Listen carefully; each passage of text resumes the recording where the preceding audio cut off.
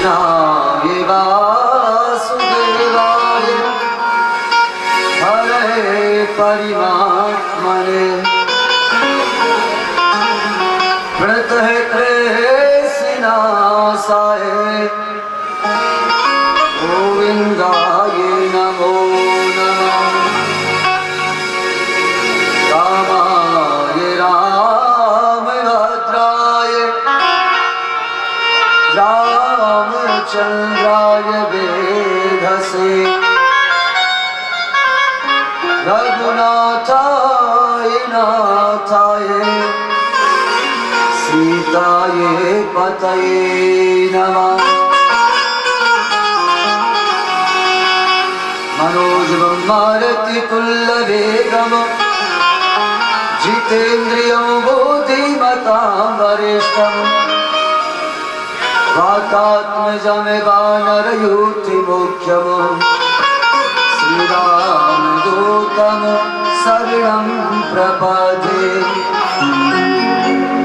नारायणं नमस्कृत्यं नरं चैव नरोत्तमं देवीं सरस्वतीं व्यासं ततो जयमुदीरयेत्।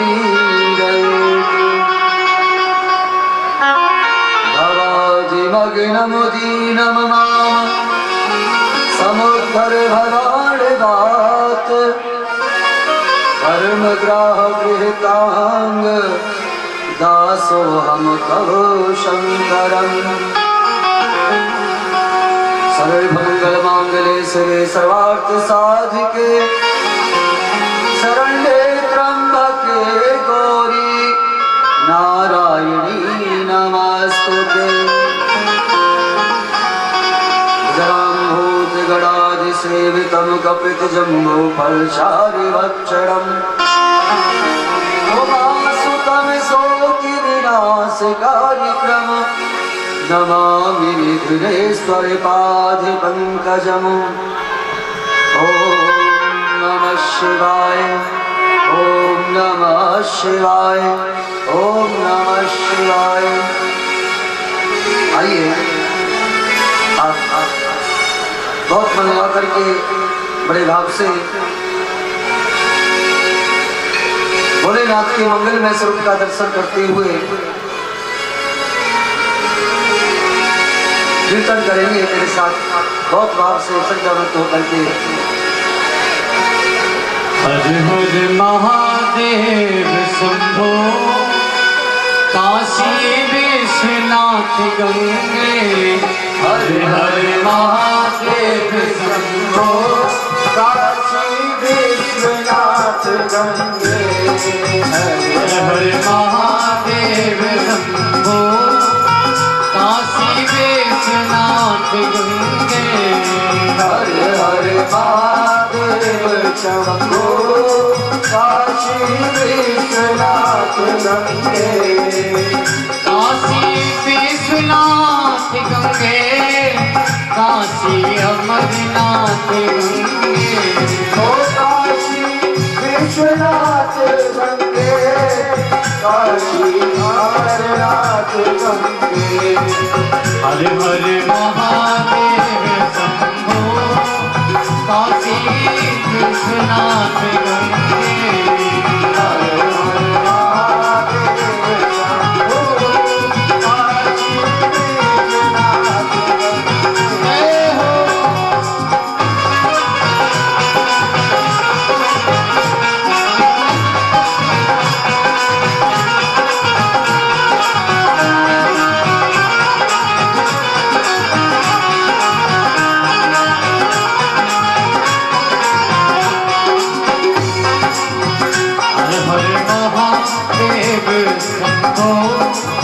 काशी विश्वनाथ गंगे।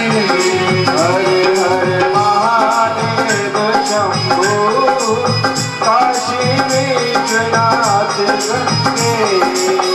काशी विश्वनाथ गंगे काशी अमरनाथ गंगे। ओ काशी विश्वनाथ गंगे काशी अमरनाथ गंगे।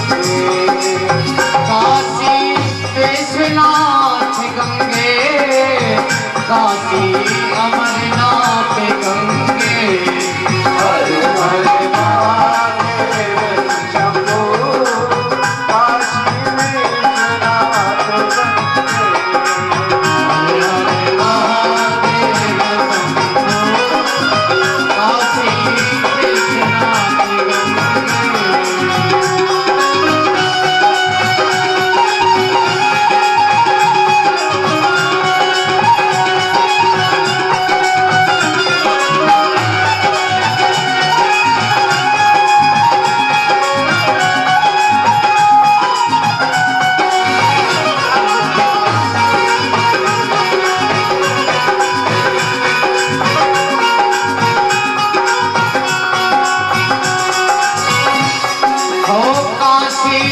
विश्वनाथ गंगे काशी अमरनाथ गंगे ओ काशी विश्वनाथ गंगे काशी अमरनाथ गंगे काशी विश्वनाथ गंगे काशी अमरनाथ गंगे ओ काशी विश्वनाथ गंगे काशी अमरनाथ गंगे हर हर महादेव शंभो काशी विश्वनाथ गंगे हर हर महादेव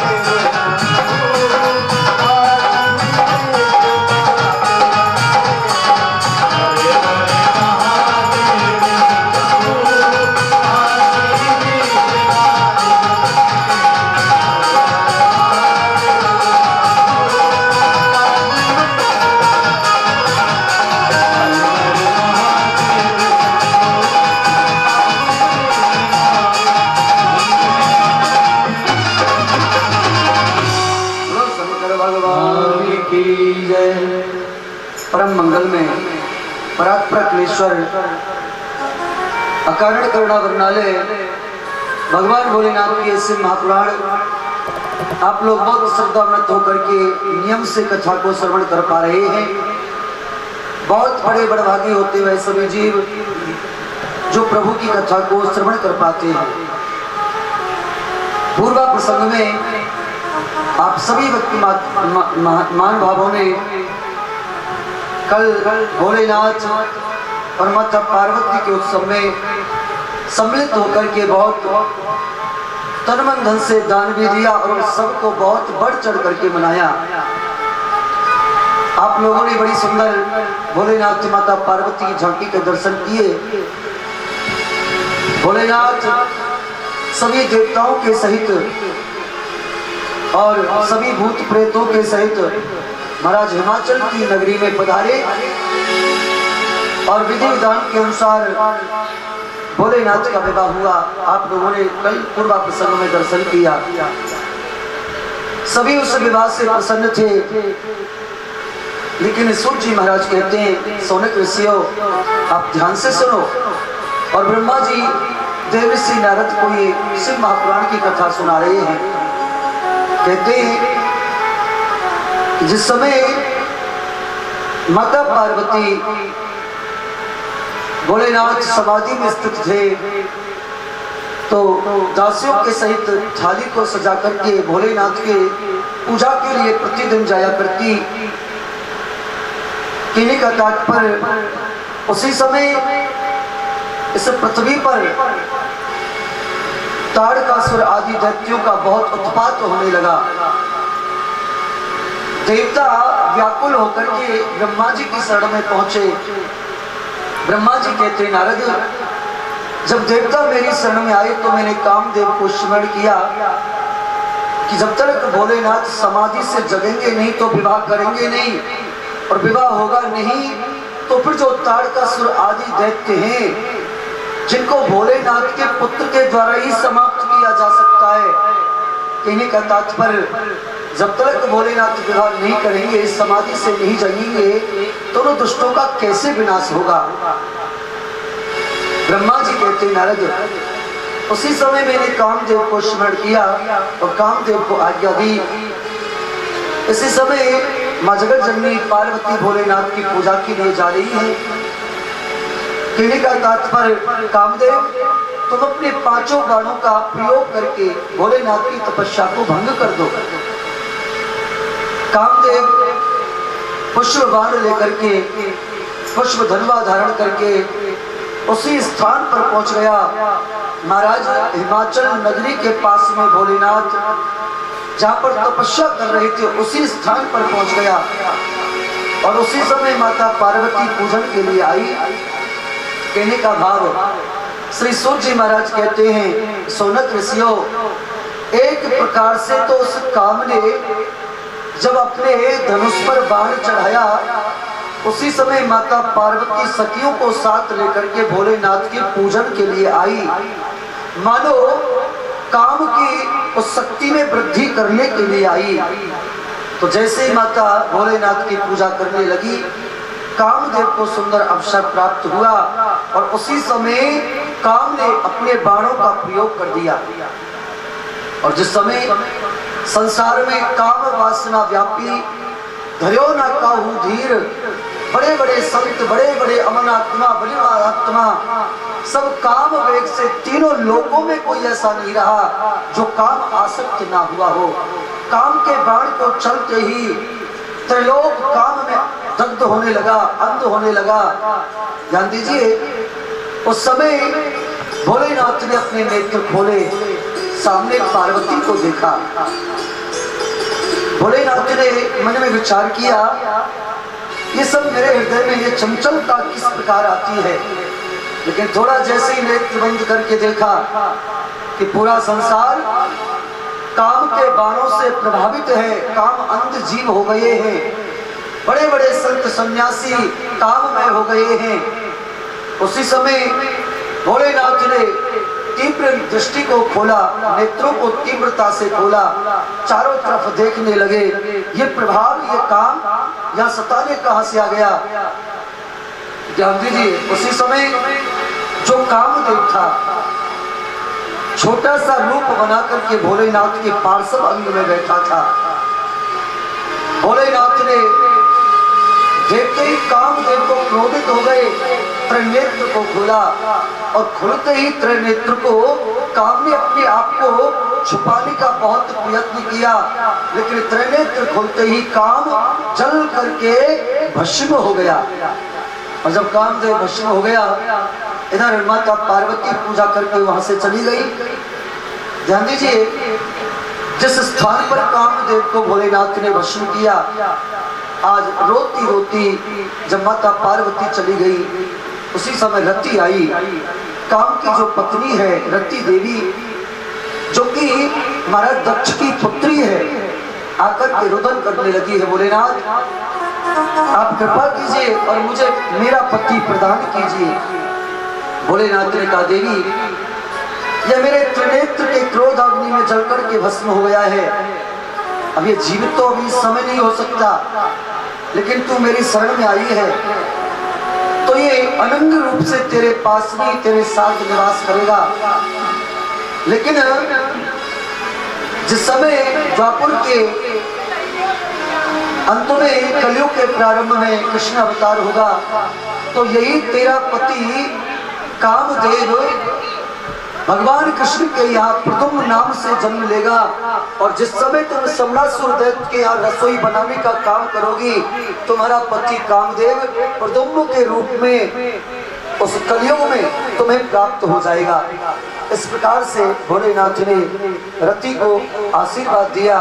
ध्यान दीजिए, इधर जब से होती सर नेत्र उघारा, जब से होती सर नैन उघारा, जब से होती सर नैन उघारा, जब से होती सर नैन उघारा,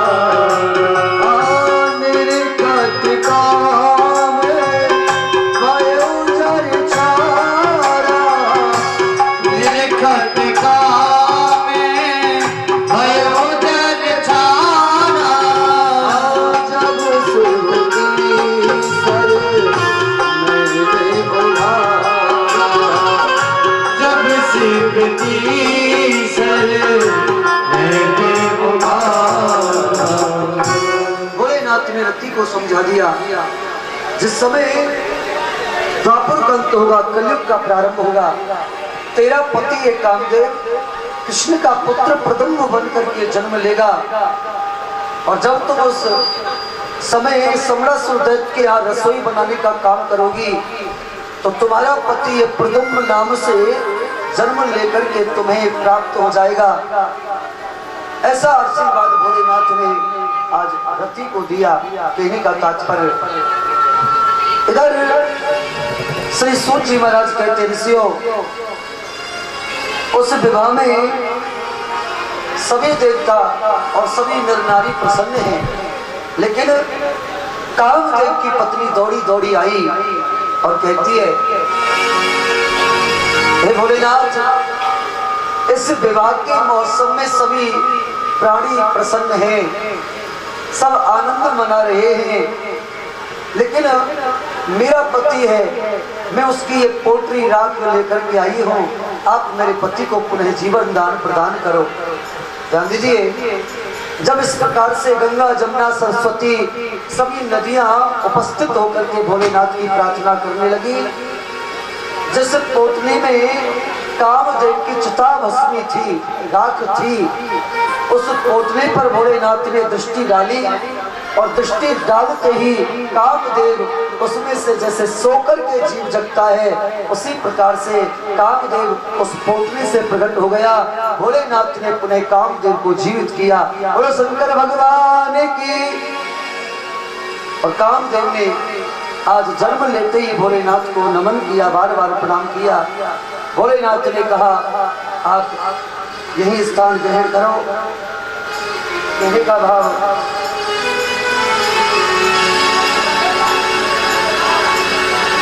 भोलेनाथ को आज प्रसन्नता प्राप्त हुई। भोलेनाथ को विराजमान कर दिया। कामदेव बैठ गया ब्रह्मा जी के पास में। कहने का तात्पर्य, उस विवाह से सभी प्रसन्न हुए, लेकिन सूत जी महाराज कहते ऋषियों, जिस समय भगवान भोलेनाथ ने भूत प्रेतों के साथ नगर में प्रवेश किया, ध्यान दीजिए, उस समय नारद के कहने से माता मैना आरती का थाल सजाकर के लाई और भोलेनाथ के विकराल स्वरूप को देखा। देखते ही मूर्छित होकर के गिर गई। दास दासियों ने जैसे तैसे संभाला और मन में ऐसा निश्चय किया कि मैं भोलेनाथ के साथ पार्वती का विवाह नहीं करूंगी। तब सप्त ऋषियों ने महाराज हिमाचल को और माता मैना को बहुत समझाया। कहा कि देवी, ये भोलेनाथ के तो अनंत रूप हैं, अनेक अनेक रूप हैं। आपने अभी अभी विकराल स्वरूप का दर्शन किया है, ये भोलेनाथ की स्तुति करो, ये तुम्हें सुंदर रूप में भी दर्शन देंगे। कहने का तात्पर्य, मीना माता से कहा, तुम अपनी पुत्री का विवाह भोलेनाथ के साथ करो। कहने का भाव, उसी समय सप्त ऋषियों ने महाराज हिमाचल को एक प्रसंग सुनाया। आप भी बहुत ध्यान देकर के सुने। महाराज सप्त ऋषि कहते हैं कि जिस समय महाराज वशिष्ठ जी कहते हैं एक पिपलाद नाम के ऋषि हुए हमारी इस धरती पर। ध्यान दीजिए, एक राजा जिनका नाम अरण्य था। अरण्य राजा के यहाँ पर एक सुंदर पुत्री का जन्म हुआ। वैसे तो उनका विवाह बड़ी सुंदर स्त्री के साथ हुआ,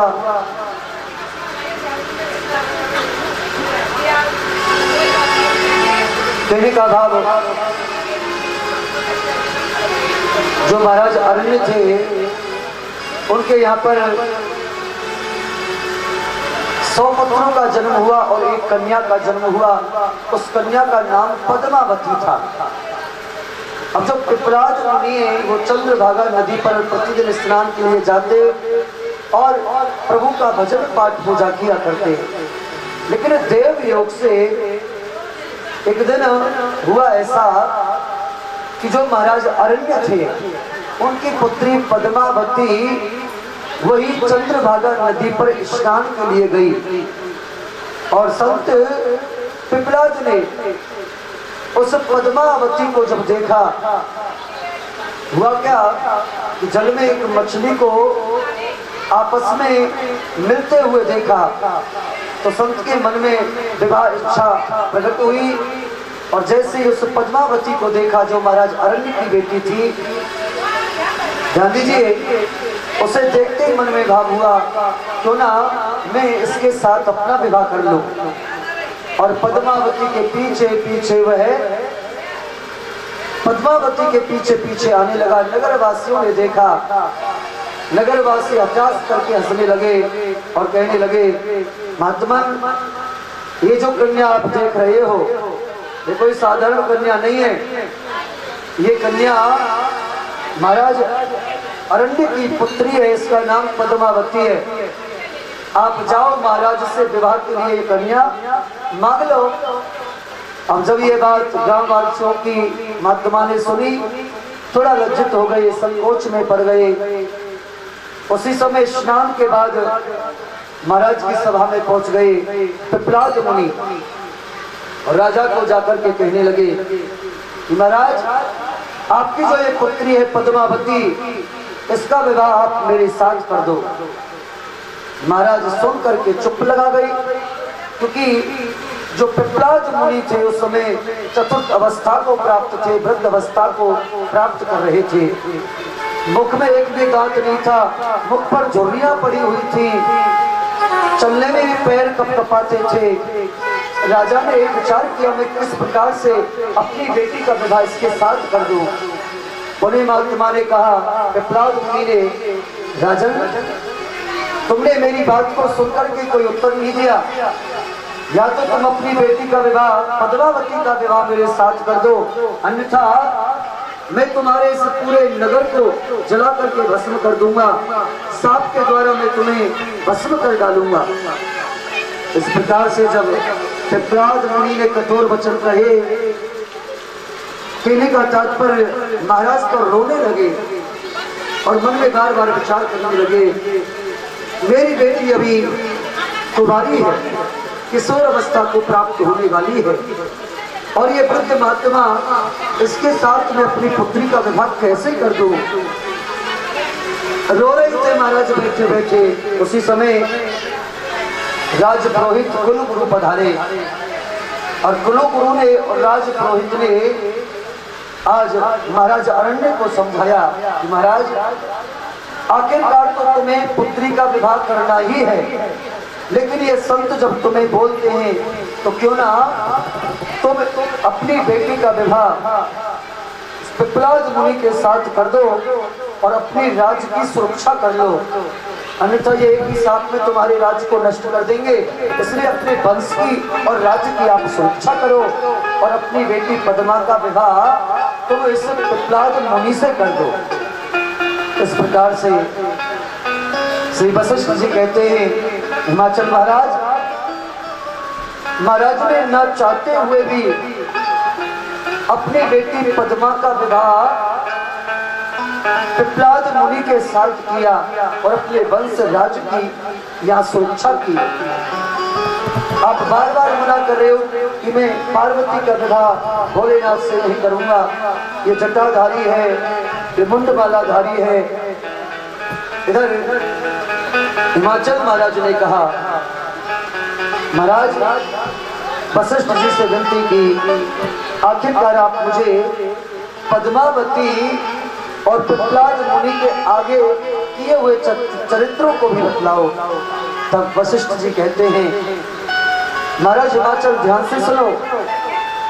उस राजा ने अपने धर्म, वंश और राज्य की तो सुरक्षा की, अपनी पुत्री को पिपलाद मुनि को सौंप दिया, स्वयं वन में जाकर के तपस्या रत हो गए।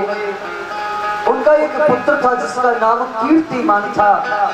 महाराज ने राज्य अपने पुत्र को सौंप दिया, स्वयं वन में चले गए। अब उससे आगे का चरित्र आप सुनो। तब श्री वशिष्ठ जी कहते हैं, महाराज हिमाचल, जिस समय पद्मावती अपने पति की सेवा करती रही, एक दिन पद्मावती वन में भ्रमण के लिए गई अपने पति से आज्ञा प्राप्त करके, लेकिन देवताओं के कहने पर साक्षात धर्म राजकुमार का रूप धारण करके पद्मावती के सामने खड़ा हो गया और कहने लगा, पद्मावती, तुम तो महारानी बनने के योग्य हो। इस बूढ़े संत के पास, इस बूढ़े ब्राह्मण के पास तुम क्यों व्यर्थ में अपना जीवन नष्ट कर रही हो? आप मेरी तरफ देखो, मैं सुंदर राजकुमार हूँ और चलो मेरे साथ चलो। इस प्रकार से धर्मराज ने जब पद्मावती से ये शब्द कहे और हाथ पकड़ने को जो चला, पद्मावती ने कहा, सावधान हो जाओ, आप जानते नहीं हो मैं पतिव्रता नारी हूँ। यदि तुमने एक भी पग मेरी तरफ बढ़ाया और गलत दृष्टि से मुझे देखा तो तुम इसी समय नष्ट हो जाओगे। इधर धर्मराज यथार्थ रूप में आया, हाथ जोड़ करके पद्मावती के सामने खड़ा हो गया। धर्मराज ने कहा, देवी क्षमा करना, मैं साक्षात धर्म हूँ और पराई नारी को मैं माता बहन की दृष्टि से देखता हूँ। देवताओं के कहने पर मैं तुम्हारी परीक्षा लेने के लिए आया था। पद्मावती ने कहा, हे धर्मरे, तुमने जो ये कार्य किया है वो उचित नहीं किया और जो मेरे मुख से साफ निकला है ये भी मिथ्या हो नहीं सकता, क्योंकि पतिव्रता नारी का साप कभी मिट नहीं सकता। चाहे चंद्र सूर्य पृथ्वी नष्ट हो जाए, लेकिन पतिव्रता नारी का साप कभी नष्ट नहीं हो सकता। इसलिए धर्मराज ने आज चरणों में बार बार प्रणाम किया। तब उस देवी ने कहा, पद्मावती ने, जो पिपलाद मुनि की पत्नी थी, धर्मराज से कहा, धर्मराज, सतयुग में तुम्हारे 4 चरण होंगे, त्रेता युग में 3, द्वापर में 2, और जब घोर कलयुग आएगा धर्म तो निर्मूल हो जाएगा और जब पुनः सतयुग जन्म लेगा तब तुम्हारे 4 चरण होंगे। इस प्रकार से पद्मावती ने धर्मराज को ये आशीर्वाद भी दिया। धर्मराज प्रसन्न हो गए पद्मावती पर और अपने मुख से आशीर्वाद देने लगे, हे देवी, वास्तव में तुम पतिव्रता नारी हो। अब मैं तुम्हें वरदान देता हूँ, जो तुम्हारा पति पिपलाद मुनि है, तुम घर जाओगे तो एक तरुण अवस्था में तुमको प्राप्त होगा और बहुत समय तक वो तुम्हारा साथ देगा। तुम्हें 10 पुत्रों की जन्म तुम्हारे द्वारा होगा और तुम निर्भरता पूर्वक अपनी पति की सेवा करती हुई पति लोग को ही प्रस्थान करोगी। ये मेरा आशीर्वाद है। इस प्रकार से वशिष्ठ महाराज ने महाराज हिमाचल और माता मैना को जब ये कथा सुनाई, ध्यान दीजिए, बार बार सब ऋषियों ने समझाया, जिस प्रकार से महाराज अरण्य ने अपनी पुत्री पिपलाद मुनि को देकर के अपने राजपाट की रक्षा की, इसी प्रकार पार्वती को आप कन्यादान करके अपने राजपाट की सुरक्षा करो और हमारे कहने से आप भोलेनाथ के साथ पार्वती का विवाह करो। बोलो शंकर भगवान की। सभी पुरवासी महाराज हिमाचल मैना प्रसन्न हो गए। वशिष्ठ और महाराज सब ऋषियों के वचनों को सुन करके, ध्यान दीजिए, उसी समय बड़ी सुंदर बेला में महाराज दक्ष ने हाथ में जल लेकर के और पुत्री के हाथ के नीचे अपना हाथ लगा करके भोलेनाथ के हाथ में आज पार्वती माता के हाथ को समर्पित किया और हाथ जोड़ करके कहा, हे भोलेनाथ, आप तो पूर्ण काम हो, मैं आपको क्या दे सकता हूँ? ये मेरी पुत्री पार्वती है, आप इसे अपनी दासी जान करके आप इसको स्वीकार करें और आज से मैं पाणी करे संस्कार अपनी बेटी का तुम्हारे साथ करता हूँ। कहने का तात्पर्य गर्गाचिनी और बड़े बड़े महान मनीषों ने संत महात्माओं ने मंत्र बोले और भोलेनाथ के साथ पार्वती जी का विवाह हो गया। बोलो शंकर भगवान की। इधर माताओं ने पार्वती के लिए पति व्रत धर्म के बड़े नियम बतलाए। ध्यान दीजिए, महाराज वशिष्ठ की पत्नी है अरुंधति। अरुंधति ने स्वयं पार्वती को पति व्रत धर्म के लक्षण कहे। वैसे तो वो जगत जननी है, अम्बा परम्बा है, लेकिन संसार को शिक्षा देने के लिए आज पति धर्म के लक्षण अरुंधति ने माता पार्वती को कहे। कहती है सर्वप्रथम पत्नी अपने पति को जीवन भर कभी कष्ट ना दे, ये पहला व्रत होना चाहिए। दूसरा, पति भोजन के बाद स्वयं को भोजन करना चाहिए। तीसरा, पति शयन कर जाए उसके बाद पत्नी को शयन करना चाहिए। चौथी बात, पति की आज्ञा में जीवन का पालन करना चाहिए और पति के अनुपस्थिति में पुत्रों की आज्ञा माननी चाहिए। यही विशेष पति व्रता नारी के लक्षण हैं। द्वारे पर ज्यादा देर खड़ा नहीं रहना चाहिए और बिना कारण के पड़ोसी के घर में भी जाकर के नहीं बैठना चाहिए। कई एक नियम जो पति व्रता नारियों के हैं माता अरुंधति ने सती माता पार्वती को समझाए। ध्यान दीजिए, वो तो जगत जननी है, हर प्रकार के नियमों को जानती है, लेकिन संसार की शिक्षा के लिए अरुंधति ने आज माता पार्वती को ये पतिव्रता धर्म के वर्णन करके सुनाए। आज भोलेनाथ को वहां रहते रहते हुए सभी देवताओं को रहते रहते कई दिन बीत गए। भोलेनाथ ने सप्त ऋषियों से कहा, आप जाकर के महाराज हिमाचल को कहो हम विदा होना चाहते, कैलाश पर्वत को जाना चाहते हैं। लेकिन हिमाचल महाराज ने हाथ जोड़ करके कहा, अभी आप 2-4 दिन और रुक जाओ। तो ध्यान दीजिए, भोलेनाथ 2-4 दिन बीत जाने पर फिर उन्हें कहा, अब आप हमें विदा की तैयारी कीजिए। और ध्यान दीजिए, विदा की ऐसी वेला होती है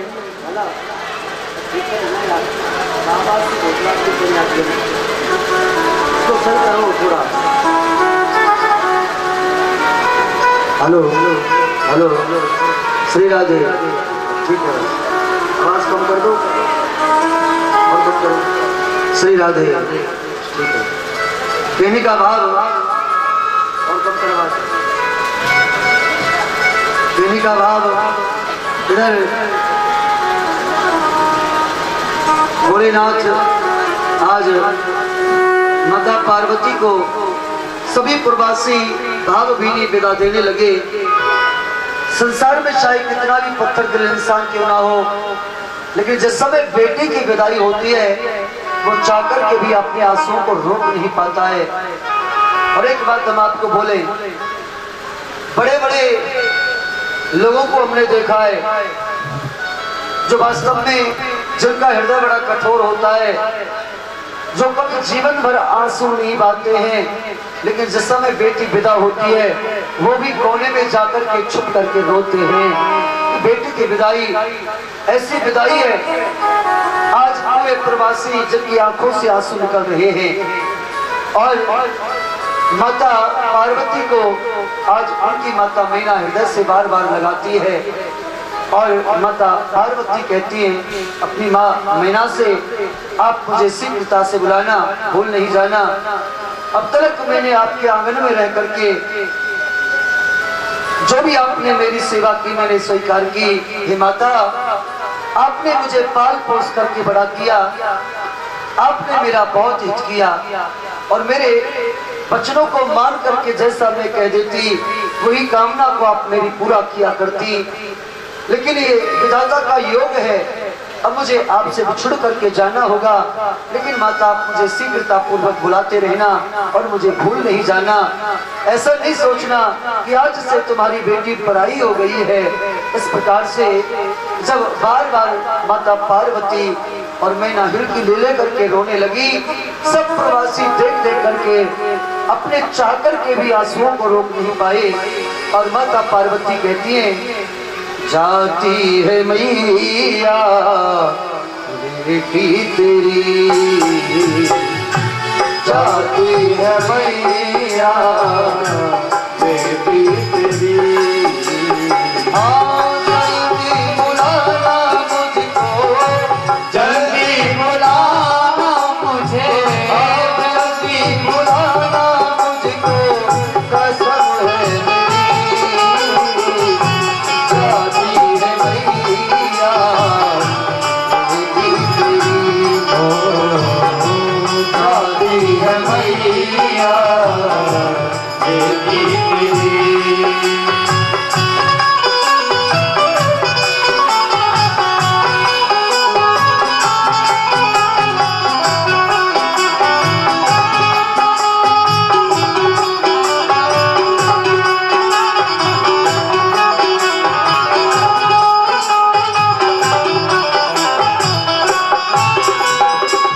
बहुत लाड़ तूने दीना मेरी मैया, बहुत लाड तूने दिया मोरी मैया, बहुत लाड़ तूने दीना मेरी मैया, बहुत लाड तूने दिया मोरी मैया।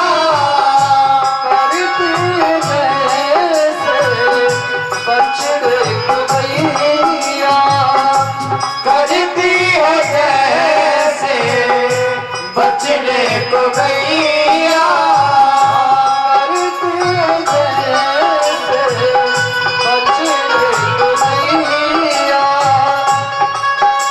है जैसे बछड़े को गैया। मुझे ना रुलाना, मुझे ना बुलाना, कसम है मेरी, जाती है मैया बेटी तेरी, जाती है मैया आए जल्दी बुलाना, भूले न जाना कसम मेरी, जाती है मैया बेटी तेरी।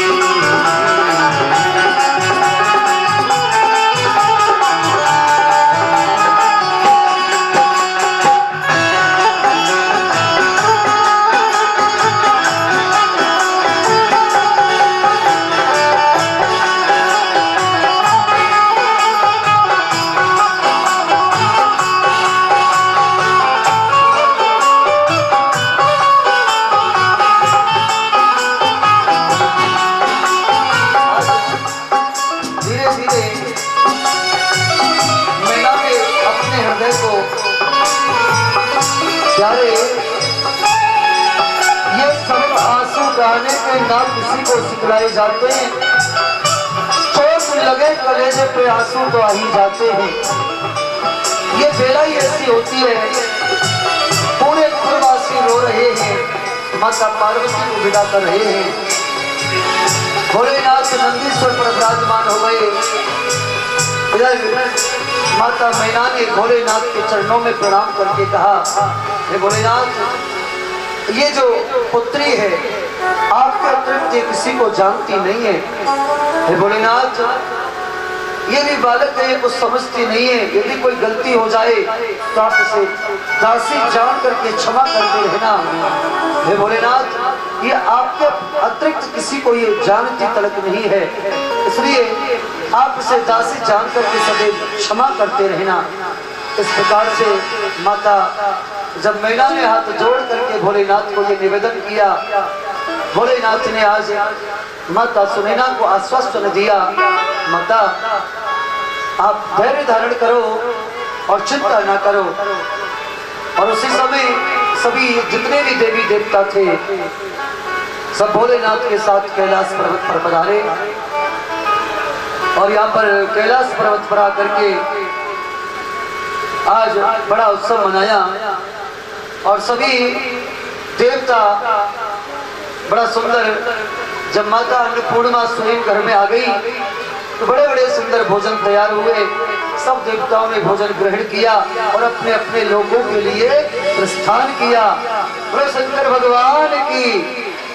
ध्यान दीजिए, देवता सब अपने अपने लोगों के लिए चले गए। भोलेनाथ जब कैलाश पर्वत पर माता पार्वती को लेकर के आए, आज नंदीश्वर आदि गणों को कैलाश पर्वत पर नियुक्त कर दिया और स्वयं भोलेनाथ माता पार्वती को साथ लेकर के एकांत वन निर्जन वन में पधारे। और ध्यान दीजिए, आज भी वन वह ऐसा धरती पर हमारी है, लेकिन अभी उसकी खोजना हो नहीं पाई है, न तो विज्ञान ही कर पाया। पहले समय की कुछ कथाएं ऐसी मिलती हैं। एक बार वहां पर सूर्यवंश का एक राजा जो कि गलती से उस वन में प्रवेश कर गया, तो ध्यान दीजिए वह राजा ही रानी बन गया। उसे वरदान था उस वन को कि जो भी इस वन में आवेगा वह स्त्री बन जाएगा। तो उसी वन में भोलेनाथ स्वयं माता पार्वती को लेकर के हजारों वर्ष बीत गए। ध्यान दीजिए, देवताओं के मन में बड़ी चिंता होने लगी। ताड़कासुर आदि दैत्यों का बड़ा उत्पात होने लगा और देवताओं ने आपस में मिलजुल करके ब्रह्मा जी के पास प्रस्थान किया और ब्रह्मा जी से जाकर के कहा, हे ब्रह्मदेव, हजारों वर्ष बीत गए लेकिन अभी भोलेनाथ के घर में कोई बालक का जन्म नहीं हुआ, और जब बालक जन्म नहीं लेगा तो ताड़कासुर का उद्धार कैसे होगा। इसलिए ये ताड़कासुर हमको बहुत परेशान करता है। कब तक हम कंदराओं में छुप करके अपना जीवन व्यतीत करेंगे। आप कुछ करो जिससे कि भोलेनाथ के यहाँ बालक जन्म लेके आवे और ताड़कासुर का उद्धार हो जावे। ध्यान दीजिए, इधर जब ब्रह्मा जी के पास सभी देवता आए तो नारद से ब्रह्मा जी कहते हैं, नारद, मैं उन सभी देवताओं को अपने साथ में लेकर के श्रीमन नारायण भगवान की शरण में क्षीर सागर गया। जो प्रभु नारायण हम सभी देवताओं को देख करके शेष सैया से खड़े होकर के अभिवादन करने लगे और बैठने को यथास्थान हमें आसन प्रदान किया और हमसे पूछा, देवताओं, किस कारण से आप क्षीर सागर में आए हो। तब उन देवताओं की तरफ से खड़ा होकर के नारद मैंने नारायण से कहा कि भगवान भोलेनाथ के विवाह को माता साथ पार्वती के साथ जो विवाह हुआ है, हजारों वर्ष बीत गए लेकिन अभी कोई बालक का जन्म नहीं हुआ। ये सभी देवता ताड़कासुर से बड़े भयभीत हैं। अब आप चल करके भोलेनाथ से प्रार्थना करो ताकि उनके घर में संतान का जन्म हो। नारायण भगवान बोले, देवताओं, भोलेनाथ इस समय माता पार्वती को निर्जल वन में एकांत स्थल में वन भ्रमण करा रहे हैं और उनके बिहार में खलल डालना ये अच्छी बात नहीं है। इसलिए हमारे मन के विचारों को वो भली बात जानते हैं। अरे उनको क्या नहीं पता है, वो सब हमारे अंदर ही तो विराजमान है। इसलिए आप धैर्य धारण करो और काल प्रतीक्षा करो। लेकिन सब देवताओं ने नारायण भगवान को बार बार प्रणाम करके कहा, अब ताड़कासुर से जो हमें कष्ट प्राप्त हो रहे हैं सहे नहीं जाते हैं। आपसे प्रार्थना है आप हमें लेकर के भोलेनाथ के पास ही पधारो।